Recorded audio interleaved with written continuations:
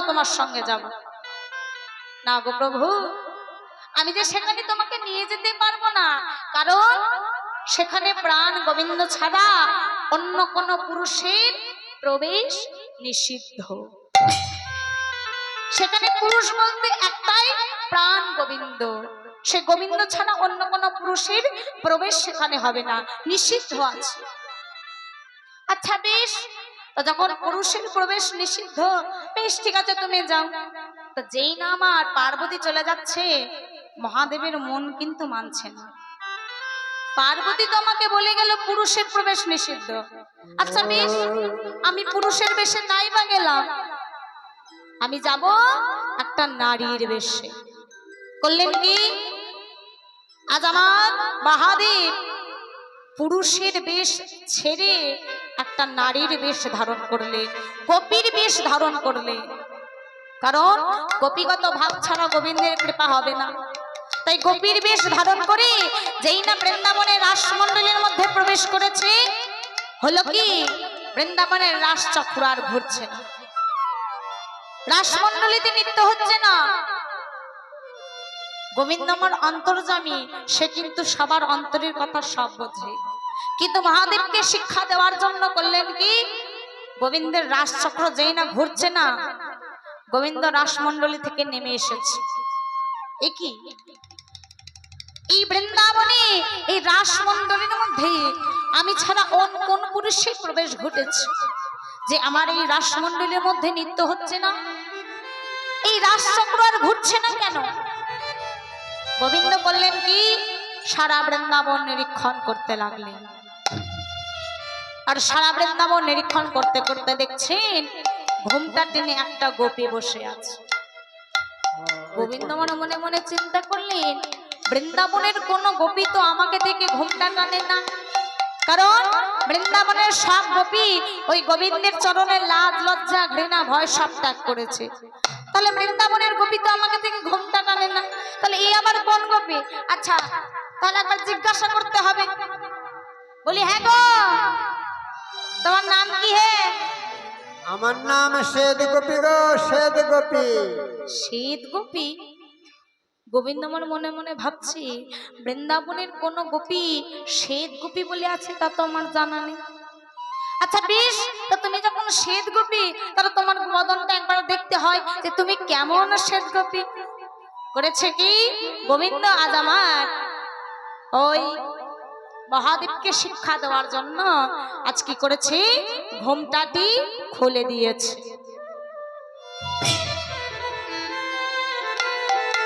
যেই না ঘোমটাটি খুলে দিয়েছে, দেখছে তো শ্বেত গোপী নয়, এসেছে দেবাদিদেব মহাদেব। ওগো মহাদেব, তুমি এসেছো গোপীর মূর্তি ধরে বৃন্দাবনে রাসলীলা দর্শন করতে। ওগো, তুমি যতই গোপীর মূর্তি ধরে আসো না কেন, তোমার ভাগ্যে এই লীলা দর্শন হবে না। কারণ তুমি মদনকে দহন করে নাম ধারণ করে হয়েছ মদন দহন, আর আমি মদনকে মোহন করে নাম ধারণ করে হয়েছি মদন মোহন। তুমি গোপীর মূর্তি ধরে এসেছো ঠিকই, তুমি বাইরেরটা পরিবর্তন করেছো, তবে ভেতরটা কি পরিবর্তন করতে পেরেছো? পারোনি। তাহলে তোমার ভাগ্যে এই লীলা দর্শন হবে না। যাও যাও, তুমি ঘরে ফিরে যাও। মহাদেব আমার প্রভুর চরণ ধরে কাঁদতে লাগলেন, প্রভু গো, তবে কি কোনদিন আমার ভাগ্যে এই লীলা দর্শন হবে না?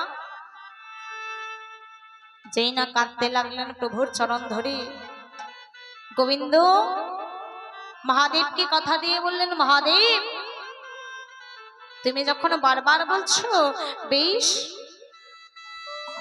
তোমার লীলা তোমাকে আমি এই লীলাতে অংশীদারি করব, তবে এই যুগে নয়, এই যুগে তুমি আমার লীলা দর্শন করতে পারবে না। আগত কলি যুগে আমি যাবার 52 বৎসর আগে তুমি সেখানে যাবে। সেখানে তোমার নাম হবে অদ্বৈত আচার্য ঠাকুর। আর যেদিন এক হাতে গঙ্গা জল তুলসী পত্র লয়ে কতকে ডেকে দিয়ে আমায় ডাকবে, এসো হে রাধা মোহন গোপাল, তুমি এসো। সেদিন আমি জীবের দুঃখে দুঃখী হয়ে এবং জীবের সুখে সুখী হয়ে উভয় মিলে গোড়ার রূপে অবতীর্ণ হব। গোবিন্দের গো এবং রাধারানীর রা এই দুই উভয় মিলিত তর হচ্ছে আমার গোড়া আসন। তা সেই অদ্বৈত আচার্য প্রভুর মনে আনন্দ ধরে না। কেন? কারণ এই গোলক বৃন্দাবনে আজ গোবিন্দ করছেন আমার রাসলীলা, অর্থাৎ মহাপ্রভু রূপে অবতার রূপে অবতীর্ণ হয়েছে। আর মহাপ্রভু রূপে অবতার রূপে অবতীর্ণ হয়ে গোলক বৃন্দাবনে ভক্তগণকে সঙ্গে লইয়ে পার্শ্বদগণকে সঙ্গে লইয়ে করছেন শান্তিপুরের মাটিতে ভাঙা রাস। তাই অদ্বৈত আচার্য প্রভুর মনে আনন্দ ধরে না। যেই না অদ্বৈত আচার্য প্রভু নৃত্য করছে, অদ্বৈত আচার্য প্রভু নৃত্য দর্শন করে যার আমি নয় আজ গৌর নাচছে শ্রীবাস অঙ্গনের মধ্যে, সেই শ্রীবাসের মনেও আনন্দ ধরছে না। তাই শ্রীবাস ঠাকুরও আজ আমার নৃত্য করছেন কেমন ভাবে, আমার শ্রীবাস নাচে রে, শ্রীবাস নাচে রে, শ্রীবাস নাচে রে, শ্রীবাস নাচে রে, আরে জানাঙ্গে নয় গৌর নাচে শ্রীবাস নাচে রে, জানানি নাই গৌর নাচে শ্রীবাস নাচে রে, আরে জানাঙ্গে নয় গৌর নাচে শ্রীবাস নাচে ও রে। জানানে না গৌর নাচে শ্রীবাস নাচে রে। শ্রীবাস নাচছে, শ্রীবাসের নৃত্য দর্শন করে আজ আমার গদাধর নাচছে। গদাধর কি? রাধা শক্তি হচ্ছে গদাধর। তাই আজ আমার গদা রাধা নাচে রে, গদা রাধা নাচে রে, আজ গদা রাধা নাচে রে, আজ গদা রাধা নাচে রে, আর বহু রঙে হেলান দিয়ে গদা রাধা নাচে রে, গৌরাঙ্গে হেলাল দিয়ে গদা রাধা নাচে রে, আর বহু রঙে হেলান দিয়ে গদা রাধা নাচে রে। গৌরা রঙে গদা রাধা নাচে রে। যেই না গদাধর নাচছে, সকলের নৃত্য দর্শন করে আর একজন থাকতে পারলেন না। কি? মহাপ্রভুর দাদা অর্থাৎ নিতাই জাত নিত্যানন্দ প্রভু।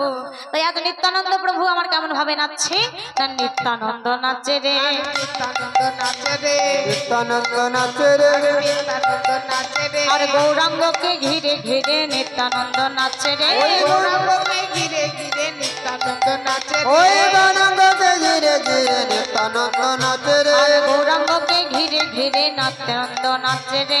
গৌরাঙ্গকে ঘিরে ঘিরে নিত্যানন্দ নাচে রে, পাছে গৌর ঢোলে পড়বে বলে, গৌরাঙ্গকে ঘিরে পাছে ঘিরে গৌর ঢোলে ঢোলে পড়বে বলে, তাই গৌরারি ঢোলে পড়বে বলে, গৌরাঙ্গকে আমার নিত্যানন্দ নাচে রে।